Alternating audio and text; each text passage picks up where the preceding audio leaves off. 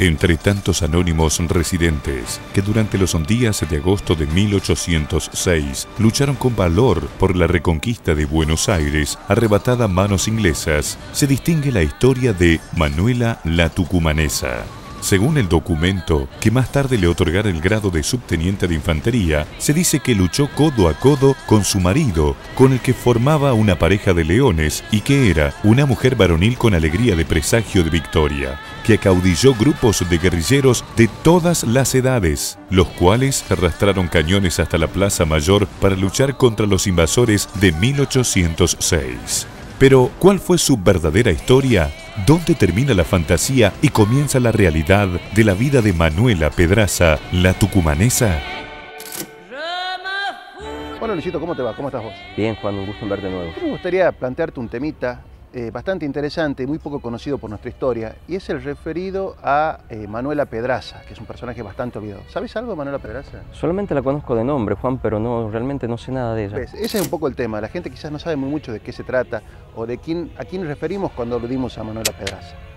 En realidad podemos decir que su nombre verdadero era Manuela Hurtado y Pedraza, y que había nacido en principio en Tucumán en fines del siglo XVIII aproximadamente, era tucumana, ¿sí?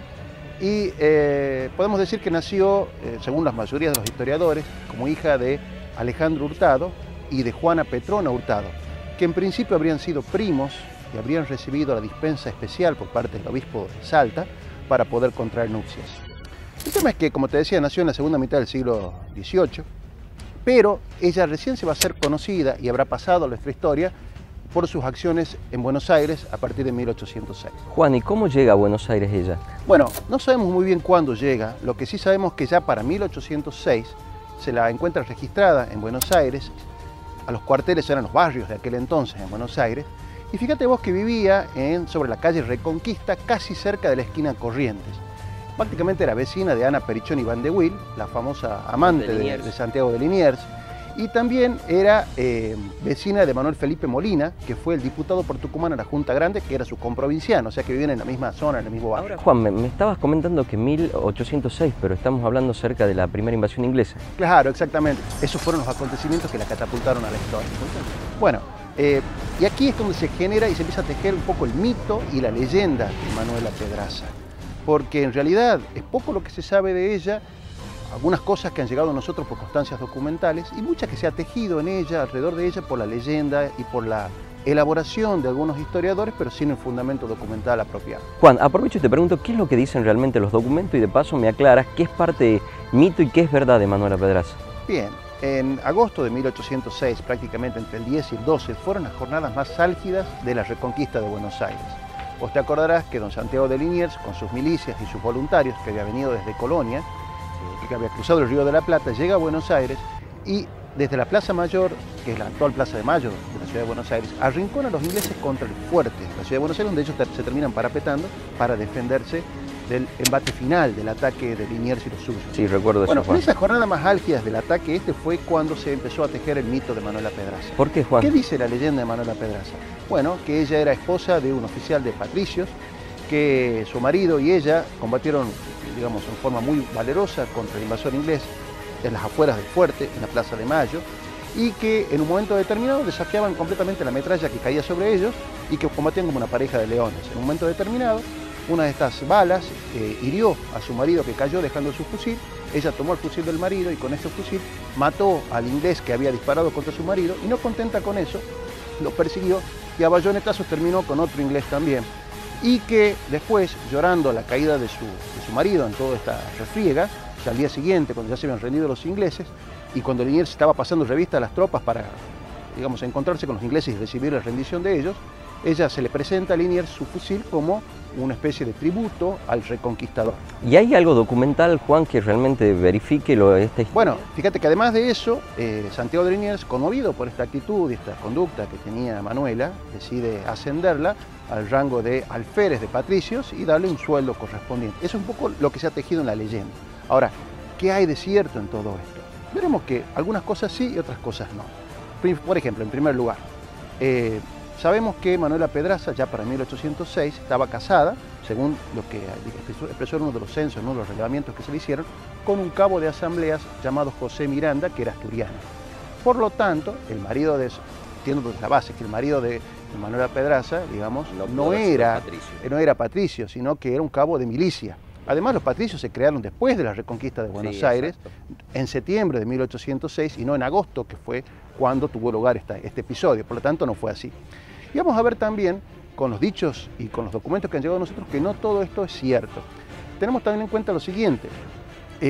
Manuela, tampoco sabemos que se llamara Manuela Pedraza, de dónde salió el Pedraza, porque como te dije también, sus apellidos eran Hurtado, exacto. Bueno, pero vamos a los documentos.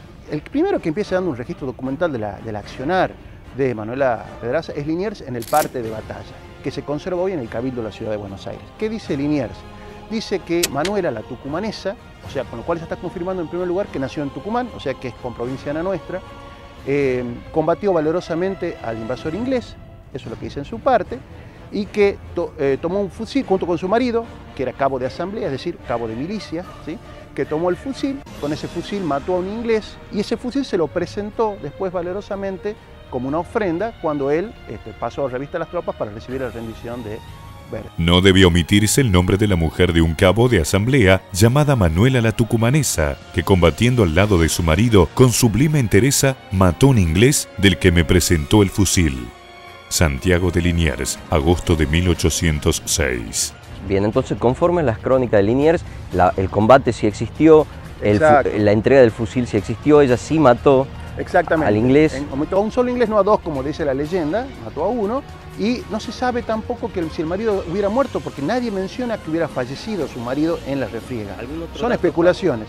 Sí, fíjate que en forma concordante con esta información, años después, Bartolomé Mitre, recogiendo también testimonios contemporáneos al tema, confirma prácticamente todos los mismos datos que nos está aportando Santiago de Liniers. Hasta las mujeres recibieron la corona del triunfo en la cabeza de una heroína llamada Manuela la Tucumana, que combatiendo en ese día al lado de su marido, mató con sus propias manos un soldado a quien quitó el fusil que presentó a Liniers, recibiendo en premio de su hazaña los despachos de alférez. Bartolomé Mitre. Confirma que Manuela era tucumana, confirma que se le llamaba la tucumanesa, confirma también que tuvo su episodio de valor en las mediciones de la Plaza de Mayo contra los ingleses y que ofreció su fusil a Liniers como una ofrenda de todo eso. Hasta aquí todo bien, Juan, pero después de este combate en la primera invasión inglesa, ¿cómo sigue la vida de esta tucumana? Acompáñame que te cuento. Dale.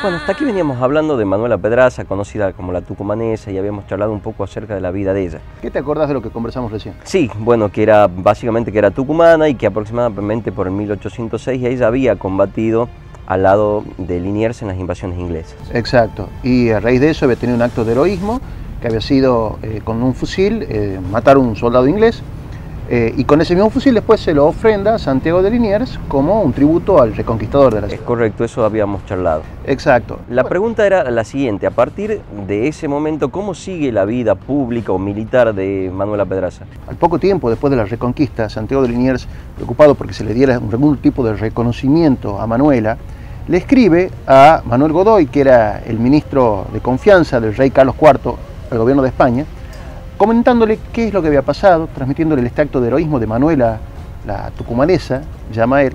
Entre las acciones más destacadas y extraordinarias, incluye el nombre de Manuela la Tucumanesa, quien combatió al lado de su marido un cabo de asamblea en los encuentros que se producen en la Plaza Mayor para recuperar el fuerte o fortaleza. Santiago de Liniers, carta al ministro Manuel Godoy, 16 de agosto de 1806. Y nos confirma a nosotros algo que había tejido un poco la leyenda, de que este enfrentamiento, este acto de heroísmo de Manuela había tenido lugar justo en la Plaza Mayor, es decir, en la actual Plaza de Mayo de Buenos Aires, enfrente al fuerte, donde ahí aparentemente habría matado a este inglés, casualmente, que era uno y no dos, como también te había tejido la leyenda. Al poco tiempo, también Santiago de Liniers se dirige no solamente al gobierno de España, sabiendo que esto iba a demorar bastante, sino también al Cabildo de la Ciudad de Buenos Aires, donde él pide que se le reconozca, y fíjate que él habla de Manuela Hurtado y Pedraza. Ahí ya aparece este apellido Pedraza, en segundo lugar, que nadie sabe tampoco de dónde salió. Y escribe Hurtado con una falta ortográfica, con U, digamos, sin la H. Y dice que había intervenido también en la jornada de la Reconquista de Buenos Aires en el carácter de soldado blandengue y que había también ultimado a un inglés y solicita que se le haga algún tipo de reconocimiento a Manuel.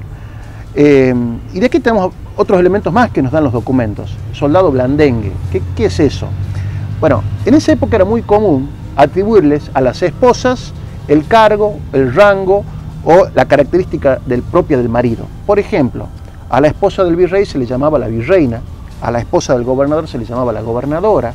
Entonces no es muy raro pensar de que a ella se le diera el carácter del regimiento en el cual participaba su marido. Dijimos que estaba casada con un cabo de asamblea, José Miranda, pero ¿de qué regimiento era? Bueno, de los blandengues, casualmente, porque decían que ella había actuado como soldado blandengue, es decir, se le había asociado el regimiento al marido. Con lo cual, ese es otro dato en el cual tenemos que el marido no era patricio, sino que era un blandengue, evidentemente de asamblea, de milicias. Entonces el Cabildo, ante este pedido de Santiago de Liniers, resuelve reconocerle a Manuela Pedraza el rango, el grado de soldado del regimiento de artilleros de la Unión, de artillería de la Unión, y darle un reconocimiento extraordinario de 50 pesos por única vez y con un rango y un sueldo mensual de 10 pesos mensuales. Entonces acá tenemos otro dato también, es decir, que después de la Reconquista no es que se le reconoció el carácter de alférez del regimiento de patricios, como dice la leyenda, sino que en realidad se le dio el rango de soldado raso del regimiento menos apetecible de todos, que era el de artillería.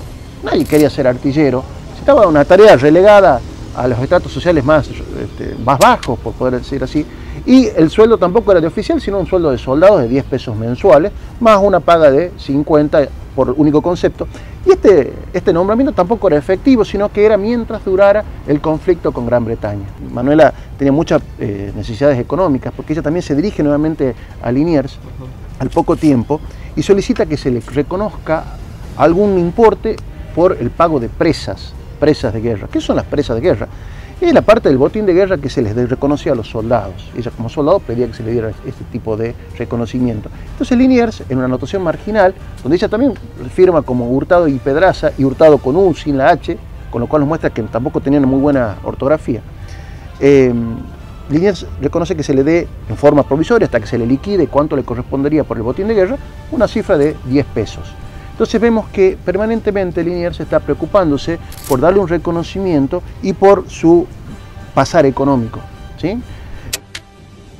Eso es lo que resuelve el Cabildo, pero sí, con la carta que mandó Liniers a España...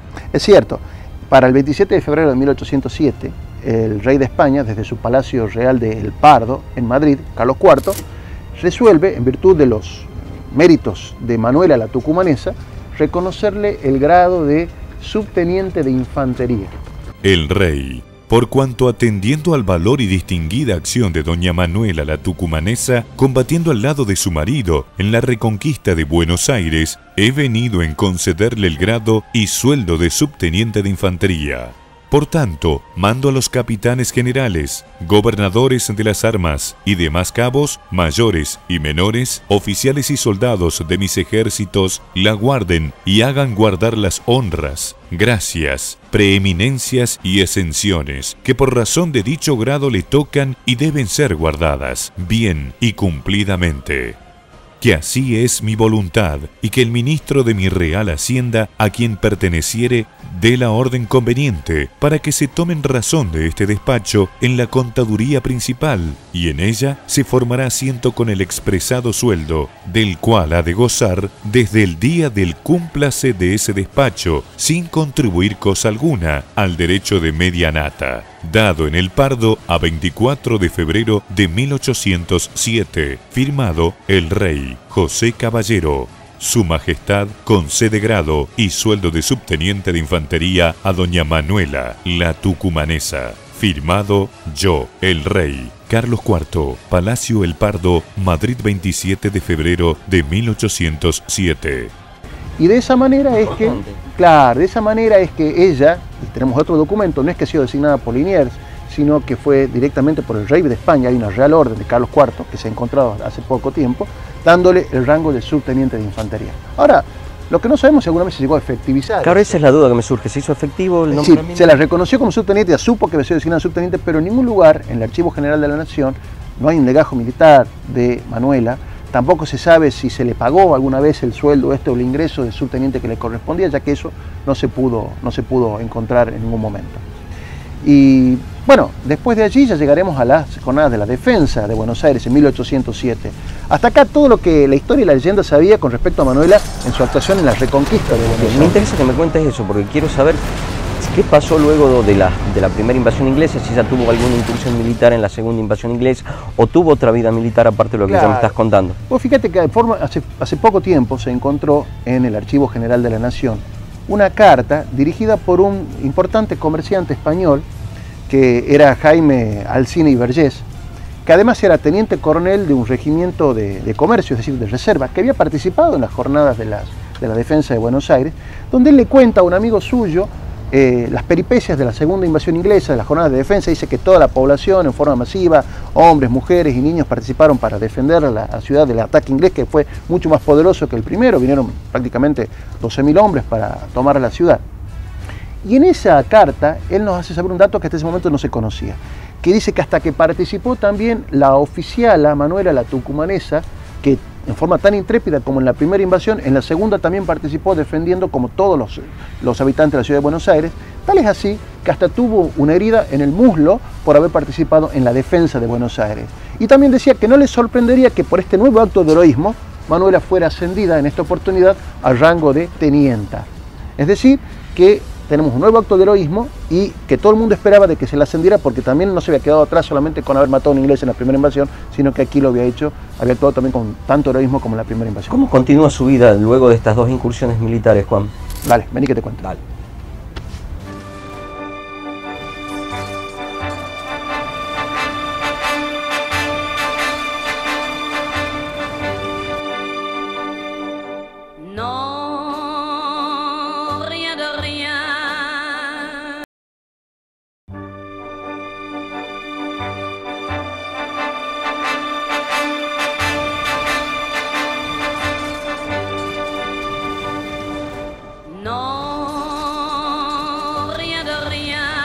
Juan, veníamos charlando recién de la vida de Manuela Pedraza y me habías comentado cómo había participado en las primeras incursiones de las invasiones inglesas y cómo Liniers en realidad se había encargado de ella y de procurar que esté siempre asistida por el Estado.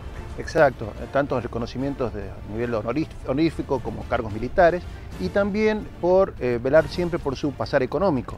Evidentemente Manuela no provenía de una familia económicamente pudiente, no pertenecía a las familias tradicionales de Tucumán y siempre estuvo solicitando que se le auxiliara económicamente para poder... Juan, también me habías comentado sobre que un comerciante de la época había escrito de la participación de ella en la segunda de las invasiones inglesas.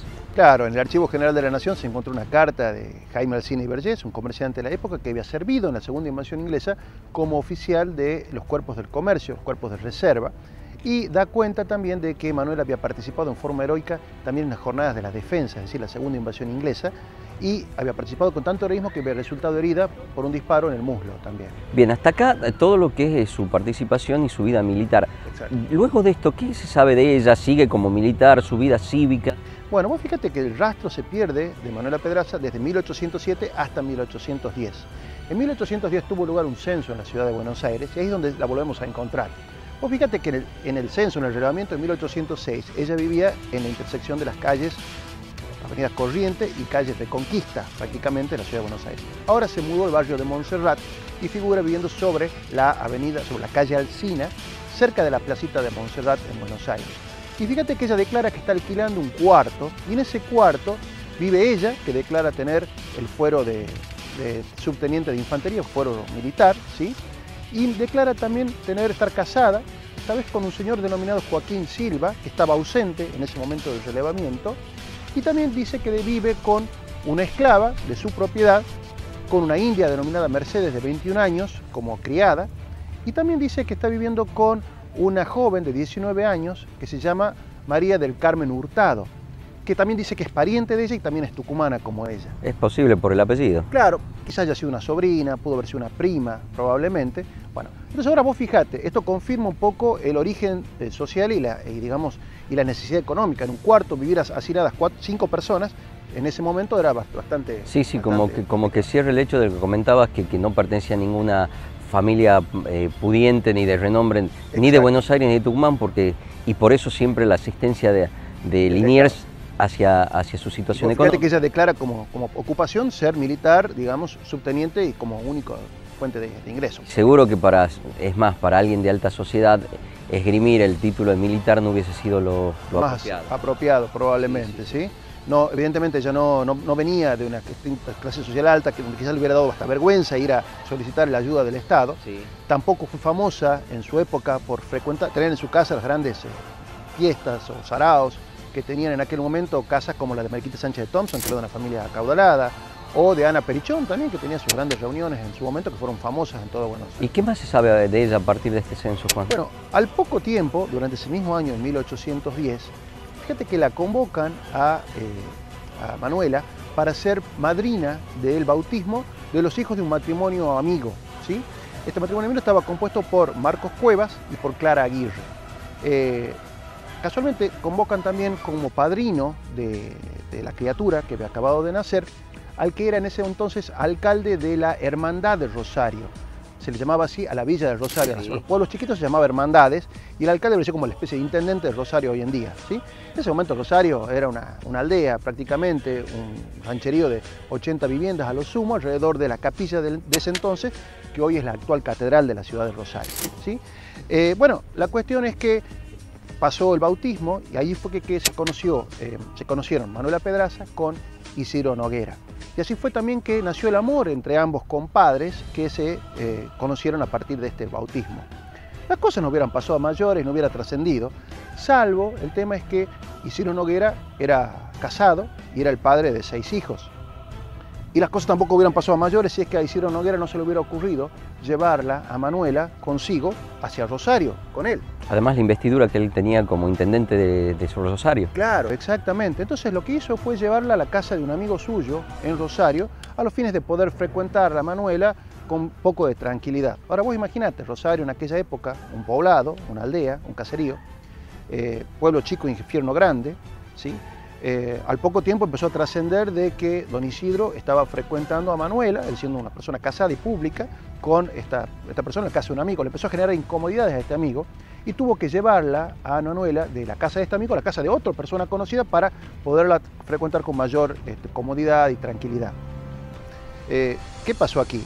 Todo hubiera estado, digamos, dentro de los cauces manejables, a no ser de que Isidro Noguera tenía una personalidad bastante complicada.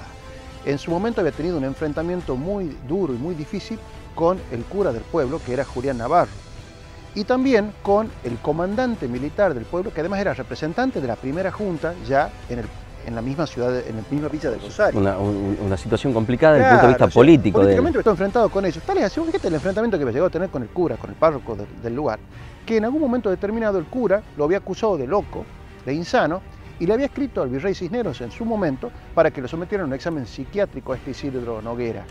Entonces vos imagínate, ya las cosas estaban tensas, se enteraron estos dos enemigos políticos internos en el pueblo de esta situación complicada y aparentemente hay quienes dicen que le fueron a transmitir esta novedad a la esposa de don Isidro Noguera y ahí fue que se armó la grande.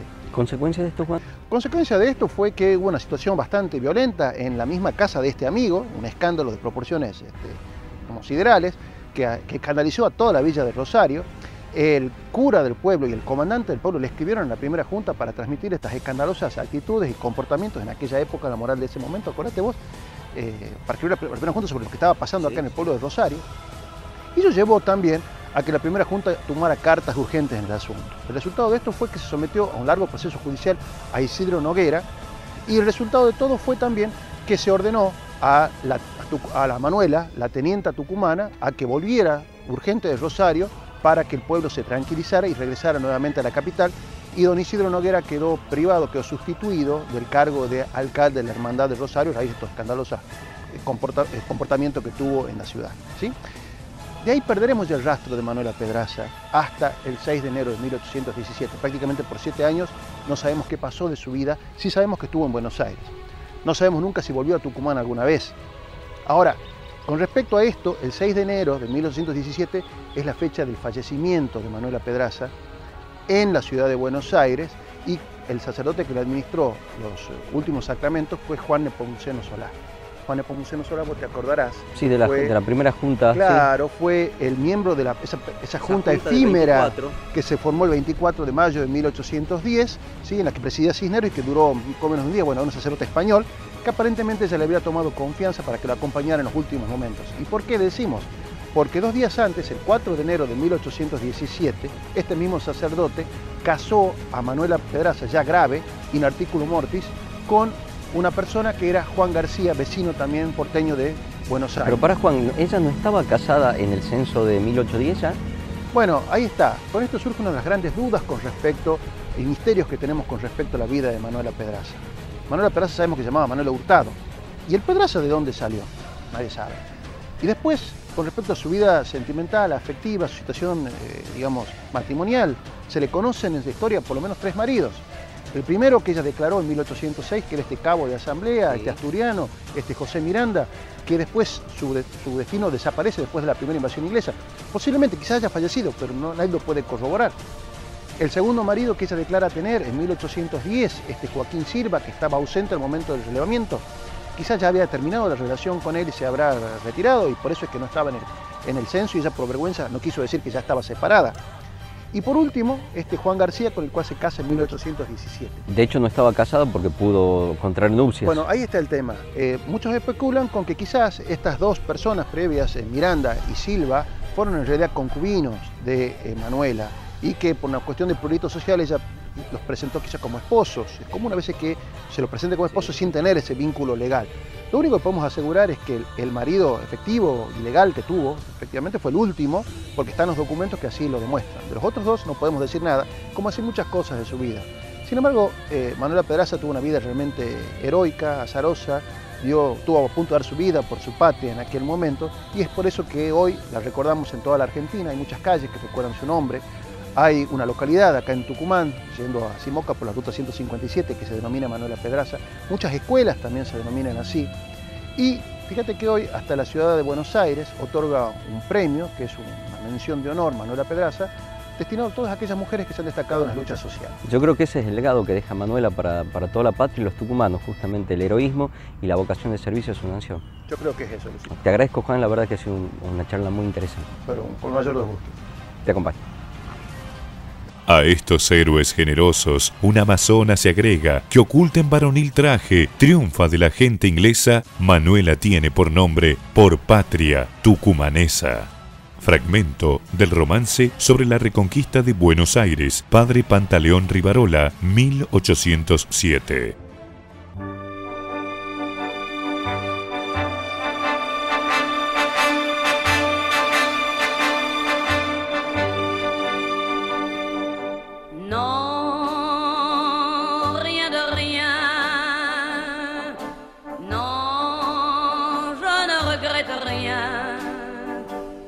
Ni le bien